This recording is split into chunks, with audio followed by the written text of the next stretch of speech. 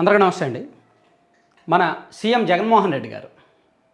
జగన్మోహన్ రెడ్డి గారిని లోకేష్ గారు, అప్పుడప్పుడు పవన్ కళ్యాణ్ గారు అండ్ ఇంకొంతమంది ప్రతిపక్ష నాయకులు జగన్ రెడ్డి అంటుంటారు.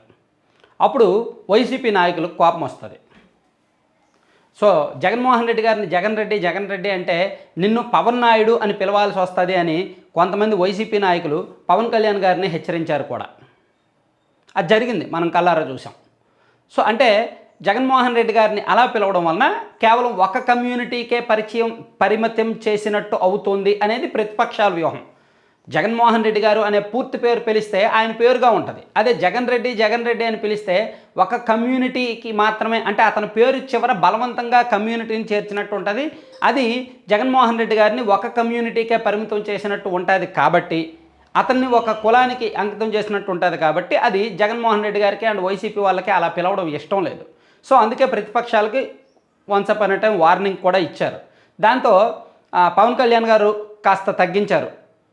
అడపదడప అంటున్నారు, అప్పుడప్పుడు అంటున్నారు, రెగ్యులర్గా అనట్లా. ఈవెన్ నారా లోకేష్ గారు కూడా ఆ పదాన్ని ఎక్కువ కాలం ఆయన పాదయాత్ర చేస్తున్నప్పుడు రాయలసీమ, ప్రకాశం, నెల్లూరు, గుంటూరు జిల్లాల వరకు జగన్ రెడ్డి అనే మాట ఓన్లీ కృష్ణా జిల్లా, పశ్చిమ గోదావరి జిల్లాలో మాత్రమే ఆ పదం వాడారు.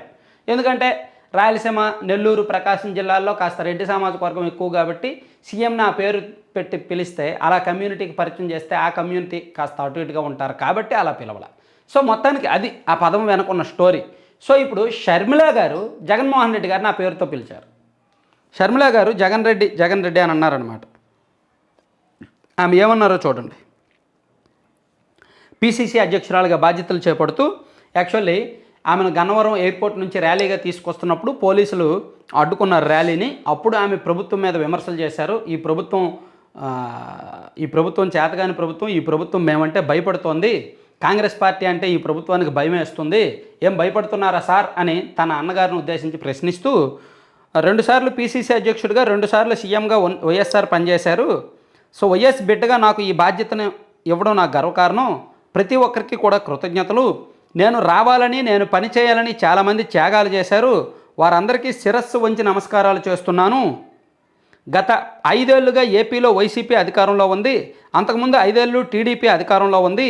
ఈ 10 ఏళ్ళు అభివృద్ధి జరిగిందా అంటే సమాధానం లేదు. రాష్ట్రం ఏర్పడిన నాటికి 1,00,000 కోట్లు అప్పు ఉండేది. చంద్రబాబు 2.5 లక్షల కోట్లు అప్పు చేస్తే జగన్ రెడ్డి అప్పులు 3 లక్షల కోట్లు.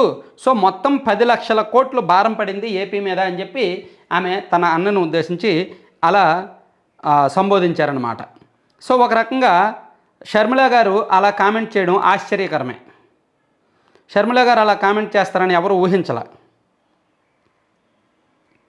అలాగే ప్రత్యేక హోదా కోసం జగన్మోహన్ రెడ్డి గారు ఏమైనా త్యాగం చేశారా? ప్రస్తుత సీఎం జగన్ రెడ్డి 3 లక్షల కోట్లకు పైగా అప్పు చేశారు. కార్పొరేషన్ రుణాలు, ఇతర బకాయిలు అన్నీ కలిపితే 10 లక్షల కోట్లు భారం రాష్ట్రంపై ఉంది. ఇద్దరు కూడా రాష్ట్ర ప్రయోజనాలను తాకట్టు పెట్టారు. ప్రత్యేక హోదా కోసం ఎవరైనా పనిచేశారా?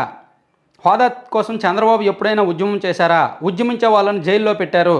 జగన్ ప్రతిపక్ష నేతగా ఉన్నప్పుడు ప్రత్యేక హోదా నిరాహార దీక్షలు కూడా చేశారు. సీఎం అయిన తర్వాత ఒక్కసారైనా ఆయన నిజమైన ఉద్యమం చేశారా? స్వలాభం కోసం ఇద్దరు రాష్ట్ర ప్రయోజనాలను తాకట్టు పెట్టారు అని.